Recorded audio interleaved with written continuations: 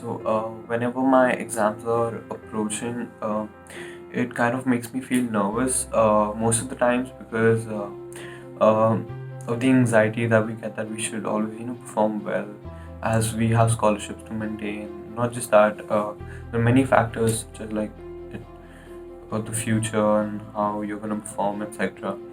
And we get feedbacks on the mocks that we give, and I feel that these feedbacks are really really important because if, for example, if I don't get a feedback, it just makes me feel very uncertain and less confident about how I have performed in my this thing.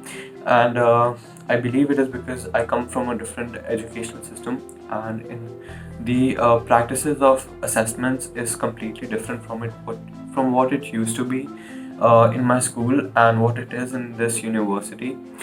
And I feel for that I can always approach my professors who are very open to having a chat about these things, and I can always approach them for the same things. They try their best to calm me down.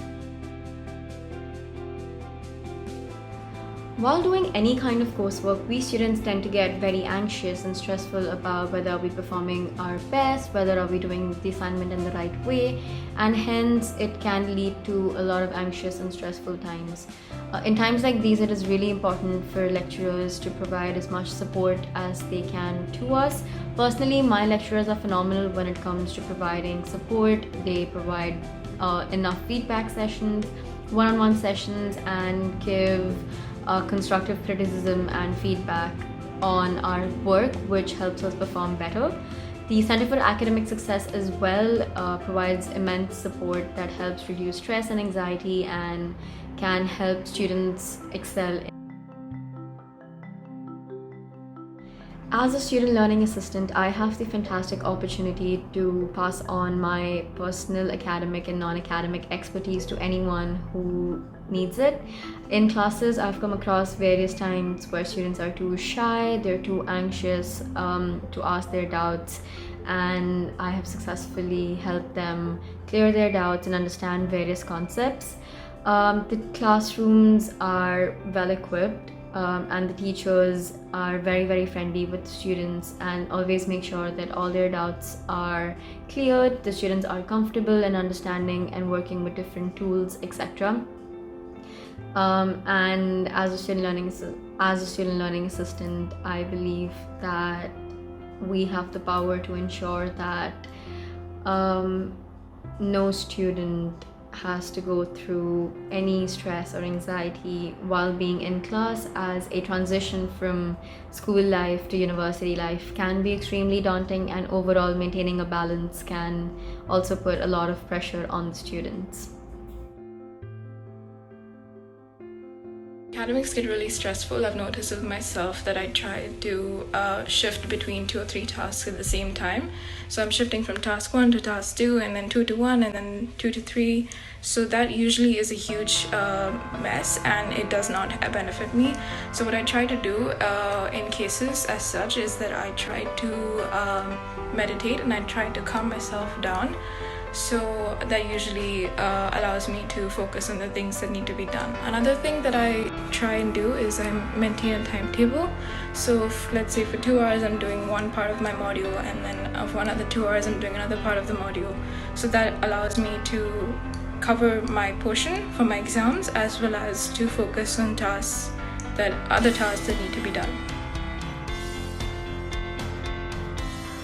Hey guys, so I've been asked to let you guys know on how do I cope up with all the anxiety and all the pressure that so being a workaholic that I am, I work a lot, and sometimes as a law student as well, work actually gets to you, and you really need to like de-stress, and you need a break at times.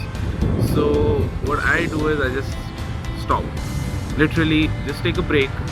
Okay, I preferably just go on a drive, but or you can just sit down, listen to a podcast, maybe listen to some soothing music, and just get into your comfort zone and get into whatever you find comfortable, rather than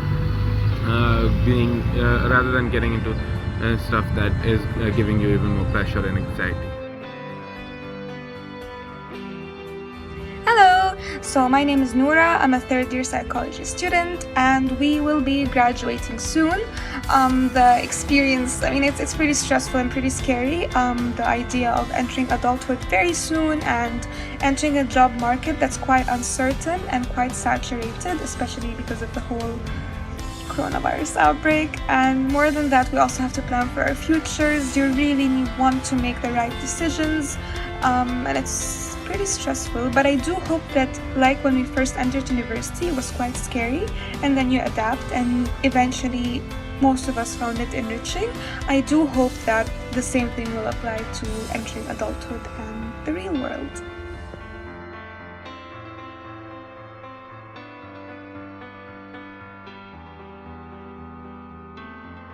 So being a coordinator for a club as big as with 300 people in it isn't easy, obviously.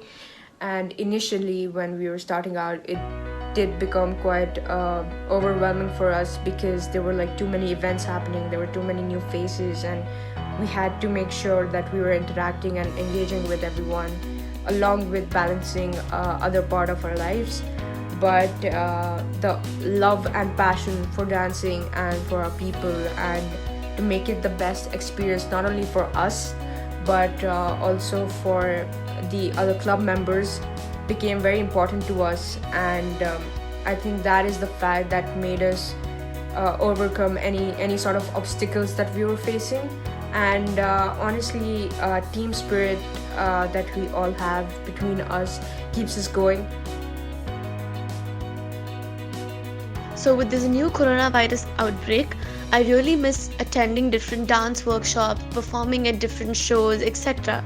With the introduction of the online classes, I do online workshops for dance, and that has helped me a lot.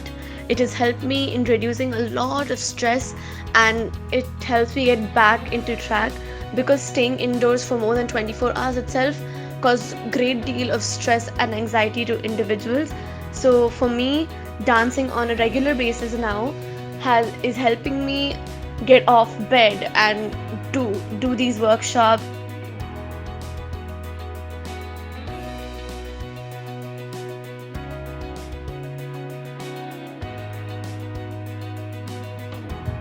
Hey there, my name is Adil Latif, and I have worked with several social media brands along the years. The past couple of years, I've worked with brands such as Vans, I've worked with Puma, Six Shop Street, Aeropostale, and so on. So the thing about social media is that it's a platform where it's basically supposed to show what kind of talent you have and what you want to put out there. But then in the past couple of years, we have seen this trend where people are starting to feel out inferior, where people are started to try to become someone else in social media, and they don't realize that this is actually not real life. And a lot of people try to replicate what they're seeing on social media and what their following is. For example, I'll give an example. If you like someone and you follow them on Instagram and you see their post that they're doing a specific activity, most of their followers would try to replicate their activity, but in reality it's not, which it may not be safe, or it may not how it look like in camera. So that's about that. Social media can also lead to a world where everything is made up, so everything that you see may not be real, and people might it may have an emotional backlash on you. Like in your head it might go like, why am I not like this person, or why am I not like that person? And many people often tend to fail to realize that it's not real. And coming back to my point is that, and they have a fear of missing out on the greater things of life. But then there's a lot that goes in the behind the scenes which a lot of people don't see. All they see is the final product. So my advice would be to not take up the things that you saw. You can consume it, but you should not be deeply engaged with it in such a way where you try to replicate the things that you see in social media in your real life as well.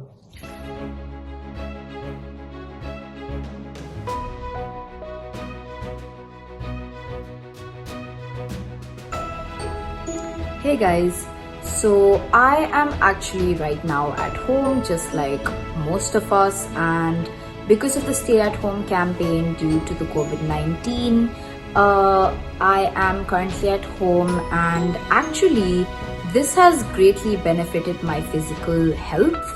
In turn, it has also helped my mental health.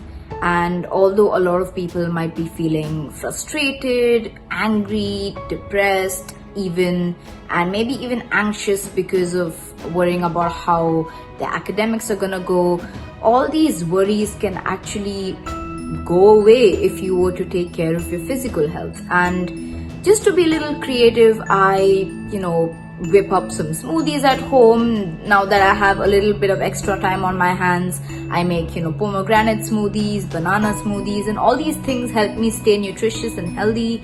As well as I've also started experimenting with different cakes and stuff. So in a way, it's like I make something healthy for myself. I try and follow a basic workout routine every single day, and I try to do yoga and meditate, and just overall, all this has actually not only benefited my physical health but also my mental health, as it has given me some kind of a purpose and meaning to me staying at home at the moment, and that I do not have to worry too much and think that, oh, is the situation ever gonna end, but rather make the best out of it. And it has actually greatly benefited me rather than the opposite. So just take care of yourself physically and just see the difference it makes, because it is an immense difference. And you will actually feel the benefits of being at home and taking care of yourself, and seeing how that benefits your mental health overall.